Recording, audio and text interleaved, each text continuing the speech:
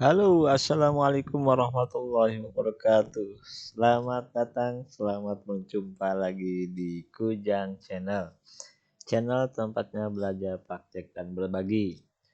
Semoga sahabat Kujang dan pemirsa YouTube ada dalam keadaan sehat walafiat dan semoga selalu diberi kemudahan dan kelancaran di setiap aktivitasnya.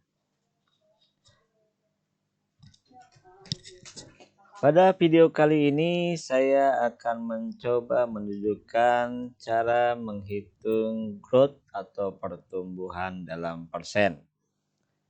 Namun sebelumnya seperti biasa tolong bantu channel ini dengan cara like, comment, share, dan subscribe. Jika sudah, kita lanjut ke materi. Pertama-tama kita buka dulu Excel ya. Saya udah buatkan tabel. Di sini menghitung growth atau pertumbuhan ya. Nah, saya juga udah buat contoh data ya. Kita beri contoh dengan data penjualan bulan Oktober, November, Desember 2020. Ini salah tahun ya. Ini misalnya 2023, ini 22 tahun 22, ini tahun 22. Misalnya kita punya data penjualan Oktober 2022, November 2022, Desember 2022 sampai terakhir bulan kemarin misalnya Maret tahun 2023. Dan di sini udah ada datanya, sudah ada data 6 bulan ya. Kita pengen tahu berapa sih tumbuh atau growth penjualan setiap bulannya. Nah, di bawah ini rumus ya. Ini yang pertama rumusnya adalah sama dengan data terbaru dikurangi data sebelumnya dibagi data sebelumnya. Ini adalah cara yang lama yang pernah saya gunakan dari awal-awal. Namun untuk saat ini saya gunakan rumus yang ini, growth sama dengan data terbaru bagi data sebelumnya min 1. Oke, ini rumus kita abaikan dulu. Kita kembali ke contoh. Nah, di contoh saya udah input 6 bulan contohnya mulai dari Oktober misalnya. Pada bulan Oktober 2022 data penjualannya adalah 800 juta misalnya. Sedangkan bulan November 2022 data penjualan turun menjadi 730 juta. Kalau secara langsung ya, kita lihat secara langsung kita udah dapat mengetahui bahwa ini tidak tumbuh, cuma berapa persen tidak tumbuhnya atau minus growth lah. Kita lebih familiar dengan istilah minus growth, jadi tidak tumbuh. Coba kita hitung, ini cara lama. Cara lama adalah seperti yang saya tulis di bawah, data terbaru dikurangi data sebelumnya, nanti hasilnya dibagi dengan data sebelumnya. Jadi data terbaru bulan November nih, bulan November ini kita mau mencoba melihat growth-nya bulan November ya. Nah, ini growth-nya sih berapa bulan November. Kalau secara langsung kita lihat dari angka sih minus growth-nya. Cuma berapa persennya kita mainkan rumus. Data terbaru, ini cara lama ya, data terbaru dikurangi data sebelumnya. Hasilnya adalah minus 70 juta. Baru dari hasil penjumlahan dari tadi dibagi dengan data sebelumnya 800 juta sama dengan 0,875 atau kalau kita persenin adalah minus 9%. Jadi ini adalah untuk bulan November ada penurunan, bukan pertumbuhan ya, penurunan atau minus growth sebesar 9%. Itu contoh yang bulan November. Nah, kalau bulan Desember gimana? Nah, secara nominal ini juga sama, ada penurunan dari bulan November misalnya ya. Ini 670, Desember, November 730, otomatis min lagi ya. Nah, cara lama yaitu 670 dikurangi 730, hasilnya minus 60. Nah, hasil dari penjumlahan data ini baru dibagi dengan bulan sebelumnya 730 sama dengan 0,082 atau kalau kita persenin menjadi minus 8%. Oke.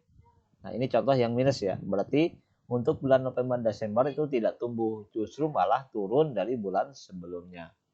Nah, bagaimana dengan bulan Januari? Nah, Januari secara nominal ini naik nih. Berapa persen menaiknya? Kita coba hitung dengan cara lama. 950 ini 950 dikurangi 670 hasilnya 280. Nah, kemudian baru hasil ini dibagi ke 670 sama dengan 0,417 atau kalau dipersenin menjadi 42%. Ini masih pakai cara lama ya. Begitu juga dengan contoh bulan Februari dan Maret. Februari ini minus 24 ya. Nah, bulan Maret, bulan terakhir kemarin itu ada kenaikan sebesar 24% dari hasil 890 dikurangi 720 yaitu data penjualan Februari, selisihnya 170 baru dibagi dengan data sebelumnya 720 menjadi 0,236 atau 24%. Ini cara lama ya.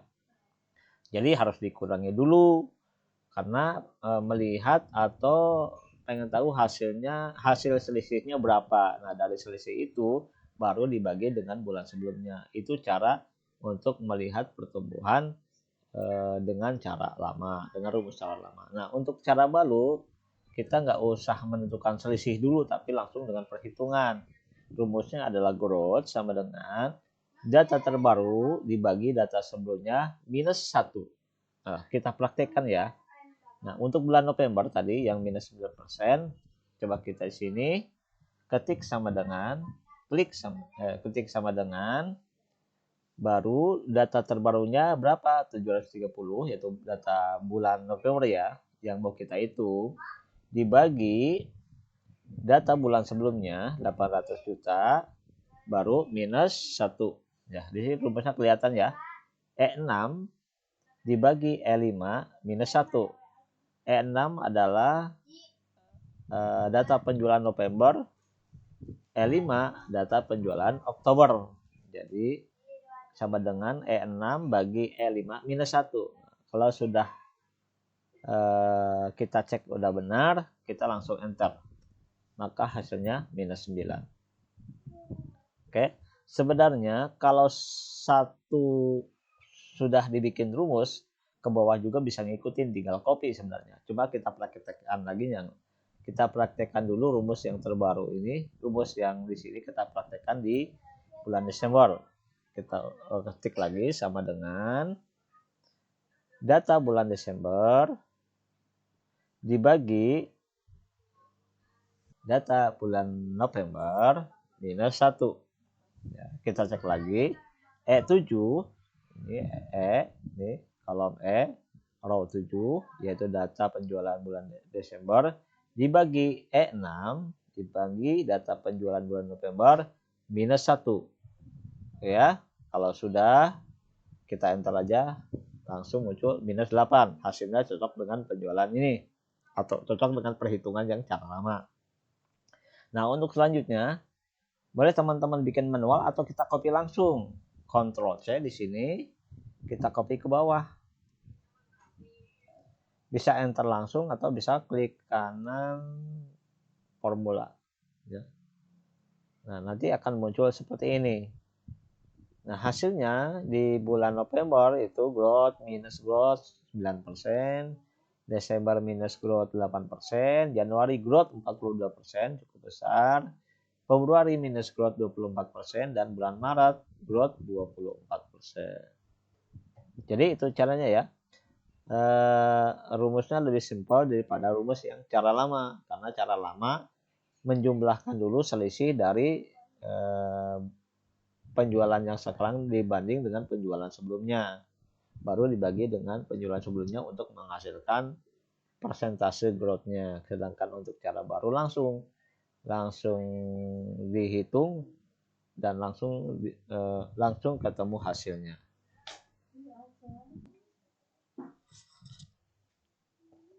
Untuk tabel di sini Oktober sampai Maret itu cuma contoh untuk perhitungannya ya. Kalau dari real pertumbuhan atau growth-nya bisa juga dilakukan atau dibandingkan dengan bulan yang sama di tahun sekarang dibandingkan dengan bulan yang sama di tahun sebelumnya.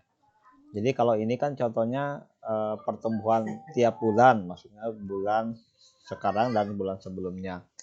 Namun bisa juga dilakukan kalau mau menentukan growth atau pertumbuhan, misalnya bulan Maret, yaitu bulan Maret tahun sekarang 2023 dibanding dengan bulan Maret tahun 2022 dari bulan yang sama dengan tahun yang beda. Di sini saya hanya mencontohkan untuk cara perhitungan saja. Demikian mungkin cara menghitung growth atau pertumbuhan. Mudah-mudahan bermanfaat.